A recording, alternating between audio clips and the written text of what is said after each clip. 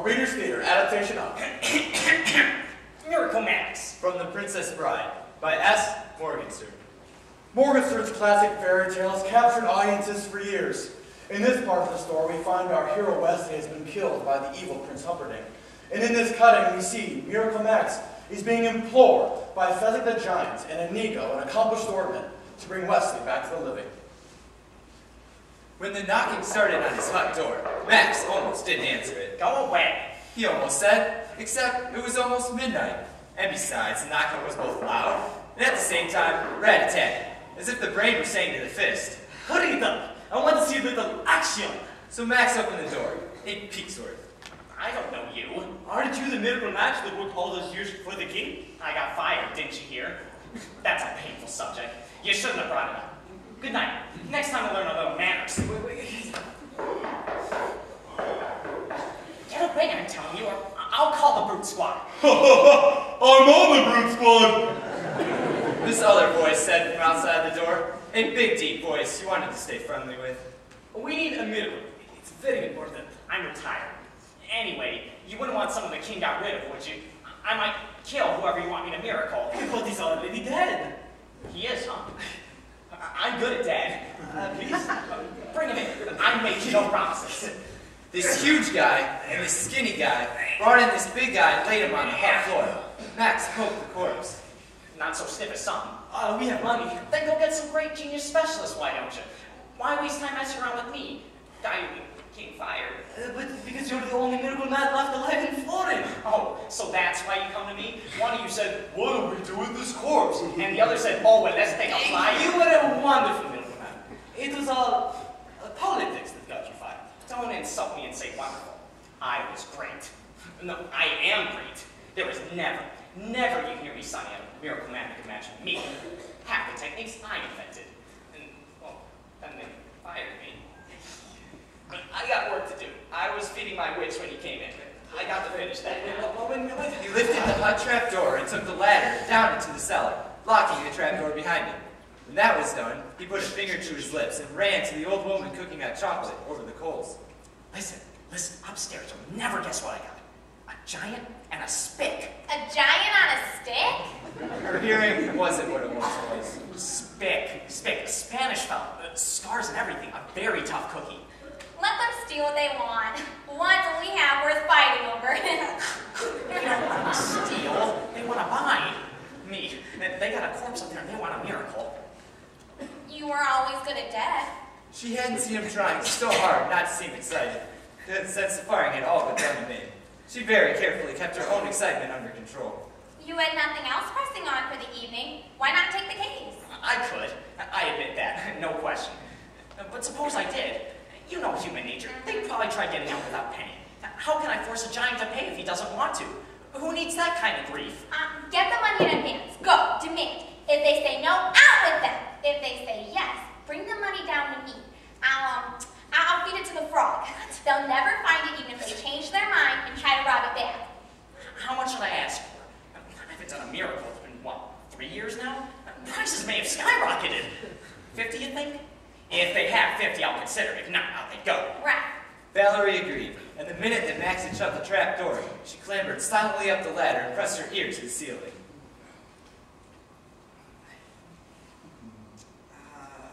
Sir, we're in a terrible rush, so don't you hurry me, Sonny. You hurry, Miracle Man. You got rotten miracles. Is that what you want? Oh, you'll do it then? I didn't say I'd do it, Sonny. Don't try crushing Miracle Man. Not this way. You try crushing me, out you go. How much money you got? Give me your money, Fezzik. Oh. Here you go, Nico. Count for me. 65 is what you got. I never worked for anything that little in my life. You gotta be joking. Excuse me again. I gotta belch my wood. She's done eating by now. Valerie hurried back to the coals and waited until Max could join her. No good. They only got 20. We're practically out of chocolate powder. 20 would sure be a help at the barber's tomorrow. Chocolate powder? If it was a good cause, you could lower yourself to work for 20. They'd probably lie. Use the bellows cram if you're in doubt. Look, I would hate to have it on my conscience if you didn't do a miracle when nice people were involved. You're a pushy lady. Okay. What's so special? I managed to bring back out of all the hundreds of people pestering me every day for my miracles, this particular fellow. And believe me, it better be worthwhile. He's got the wife. He's got 15 kids. 15. They haven't a shred of customers. If he stays there, they'll start. Oh, Sorry, liar. No. I'll ask him. But he's a crash. He can't talk. Well, we got our ways. You see, there's different kinds of dead. There's sort of dead, mostly dead, and, well, all dead. This fella here, he's only sort of dead, which means there's still a memory inside. There's still bits of brain. Apply a little pressure here, and a little more here. Sometimes you get results. What are you doing? Never mind, I'm just filling his lungs. I guarantee it ain't hurting him. What's so important? What's here worth coming back for? What you got waiting for you? True love. True love, you said. You heard him? That's certainly worth coming back for. Sonny, don't you tell me what's worth coming back for. True love is the best thing in the world. Except for cough drops. Everybody knows that. Then you'll do it? Yes, absolutely, I would, if he had said true love. But you misheard. What your friend here said was to bluff, by which he meant, obviously, to bluff. Clearly he's involved in a shady business deal and wishes to win, and that is certainly not reason enough for a miracle. I'm sorry, I never change my mind once it's made up. Goodbye. Take your corpse with you. Liar! Liar! Shriek suddenly from the now open trapdoor. Miracle Max whirled back. Witch! I'm not a witch! I'm your wife! And after what you just said, I don't think I want to be that anymore! He said true love, Max. Even I can hear it. True love. True love. Don't go on. He's rejected you because he's afraid. He's afraid that he's done, that the miracles are gone from his once majestic fingers. It's not true. You're right, Max. They never were majestic. You were never any good. The ticklish cure. You Oh, were Luke. all the drowners I returned. Chance. Valerie, we've been married 80 years. How can you do this to me? Because true love is expiring and you haven't the decency to say why you don't help. Well, I do. And I say this. Prince Humperdinck was right to fire you. Don't you say that name in my hut, Prince Valerie. Humperdinck. Prince Humperdinck. Prince Humperdinck. At least he knows a phony when he sees one. Max fled towards the trapdoor, his hands going to his ear. But wait! This is fiancé's true love. If you say it now, you'll stop Prince Humperdinck's marriage. This corpse here, he comes back to life. Prince Humperdinck suffers. Humiliations galore. Now that's what I call a worthwhile reason. Give me the 65. I'm on the case. You know, What? while you were doing all that talking, he slipped from sort of to mostly dead. Stiffening. You'll have to work around that. Max started looking through his books. Valerie turns towards Inigo and Fezzik, who were hovering. You can help. Anything. Tell us whatever's useful. If we work it.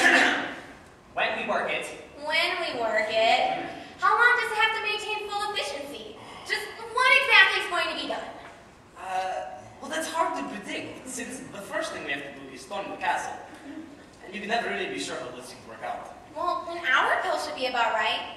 Either it's going to be plenty or you'll all be dead. So why not say an hour? We'll all three be fighting. Then, once we storm the castle, we have to stop the wedding, steal the princess, and make our escape, allowing space somewhere in there for me to do a counter. Visibly, Valerie's energy drained. She sat wearily down. Max, no good. They need a fighting corpse. no good. But I bought a miracle! I paid you the 65! Look here. Have you ever heard anything so hollow? The man's life's been sucked away. It'll take months before they're strength again. But we haven't got months. It's after 1 now, and the wedding is at 6 tonight! What parts can we all have in working order in 17 hours? Well, certainly the tongue. Absolutely the brain. With luck, a slow walk if you nudge him gently in the right direction. Inigo looked at Fezzik in despair. What can I tell you? You needed a phantasmagoria. And you never could have gotten one of those for 65. Several hours later, 13 to be precise, 4 in the afternoon, 2 hours before the wedding. You mean, that's it? That's it. That's it. Beautiful. You sound so disappointed. What did you think a resurrection pill looked like? Oh, not like a lump of clay the size of a golf ball. Yeah, I usually give them a coating of chocolate at the last minute. It makes them look a lot better. Must be 4 o'clock now. Better get the chocolate ready so I'll have time to harden. Valerie took the lump with her down into the kitchen. You never did a better job. Smile. It'll work without the hitch. Max nodded very firmly, but he didn't smile. There was something in the back of his mind bothering him. He never forgot things, not important things. And he didn't forget this either. He just didn't remember it in time. At 5 o'clock, Max and Valerie were in the basement sipping coffee. You never did a better job. But you look untroubled. You can't stay up all night as if you were a young punk. I'm not tired, but you're right about the other. Aw, tell Mama. It's just, I've been remembering about the pill. It was a beautiful pill, honey. Feel proud. I think I messed up the amounts, though. Didn't they want an hour? When I doubled the recipe, I don't think I did enough. I don't think it'll work over 40 minutes. Well, sure you're a genius, but even a genius gets rusty. You were 3 years out of practice. Well, 40 minutes will be plenty. I suppose you're right. Anyway, what can we do about it now? Down is down. And the pressures you've been under, if it works at all, it'll be a miracle. A phantasmagoria.